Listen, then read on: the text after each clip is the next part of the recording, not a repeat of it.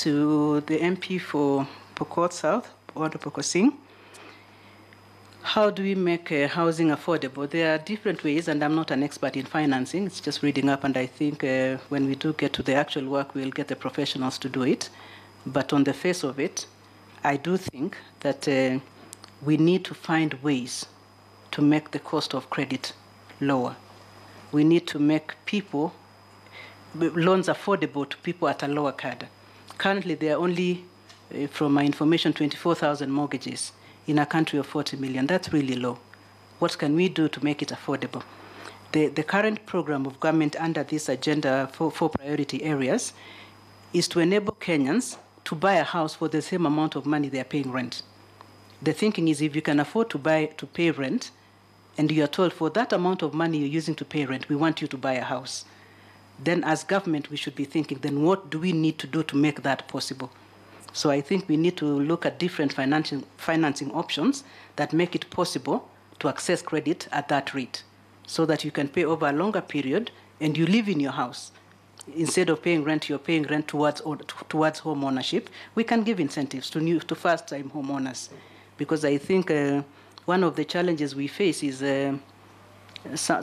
many of us are risk averse, and we have this idea that mortgage is risky, don't do it. But if we can assure you that for what you're paying rent, you can buy your house, I think it would be possible to build houses at a lower rate.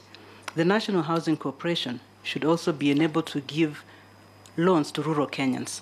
I think they used to do it a while back. I don't know what happened. But if you're in a rural area and you're given a loan of 2 million, you can build a good house. So I think we need to enable the National Housing Corporation to support Kenyans to get loans to own homes and give them a longer period to pay so that it's not strenuous. Financing options can be worked out with government. The other way to lower the cost of land is, of course, to make the price of land predictable.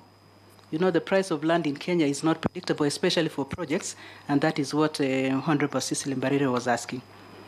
I am aware that the Ministry of Lands is working on a land value index, so that if you're coming to invest in Nairobi, you know that if I go and buy land in Embakasi, this is what I expect to pay.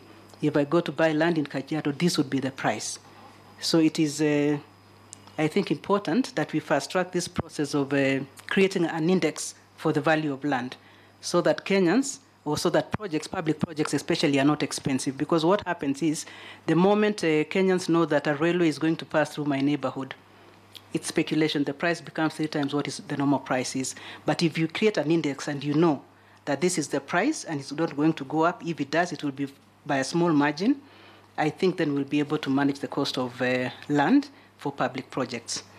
So my priority would then be to work with the ministry to finalize this land value index and maybe avail a bill before Parliament if it's not already there. I'm not sure of the details, but I know the ministry is working on an index. I'm aware that there's a pilot project in, I think, Mombasa and Bomet to see how it's going to work.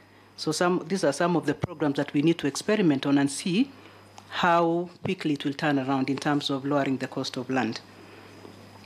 For